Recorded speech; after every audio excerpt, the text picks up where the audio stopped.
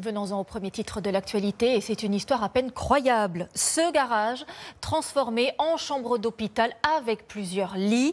Un patient s'y est retrouvé pris en charge après être venu aux urgences de Langres pour des douleurs au ventre. Aujourd'hui, il dénonce cette situation. Il a écrit au ministère de la Santé. Écoutez son témoignage avec Sophie Devessière et Caroline Philippe.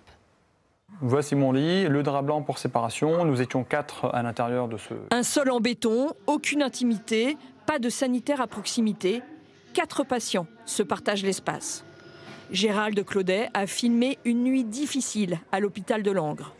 Admis le 26 octobre dernier pour une inflammation intestinale, il est placé, faute de chambre libre, dans le garage des urgences. La première chose qui me vient en tête, c'est mais qu'est-ce que je fais là ? Mais qu'est-ce que je fais là concrètement en fait ? Pourquoi on me met en fait dans un garage ? Vous avez un bruit assourdissant accompagné d'un son aigu qui vient d'une ventilation mécanique. C'est un garage donc forcément il y a des ventilations et derrière ça, je n'ai pas fermé l'œil de la nuit.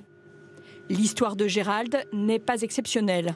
Une autre vidéo tournée au même endroit quelques jours auparavant prouve que la situation est récurrente. L'hôpital contacté ne nous a pas répondu, mais cette médecin urgentiste affirme que jusqu'à 10 personnes ont été prises en charge là, dans des conditions précaires. Il y a eu des transfusions réalisées dans le garage. C'est innommable, c'est inacceptable.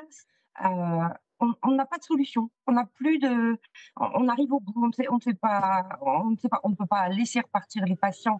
L'hôpital de Langres a fermé récemment une dizaine de lits et n'est pas le seul hôpital à connaître des difficultés. En France, en 2023, 5000 lits ont été supprimés. Les syndicats alertent les pouvoirs publics. Aujourd'hui, la logique du tout ambulatoire et des restrictions de personnel soignant atteignent des limites qu'il nous faut rapidement inverser avant de basculer sur un point de non-retour et de cataclysme sanitaire à venir. Le personnel de l'hôpital de Langres a manifesté le 19 octobre dernier pour exprimer son inquiétude.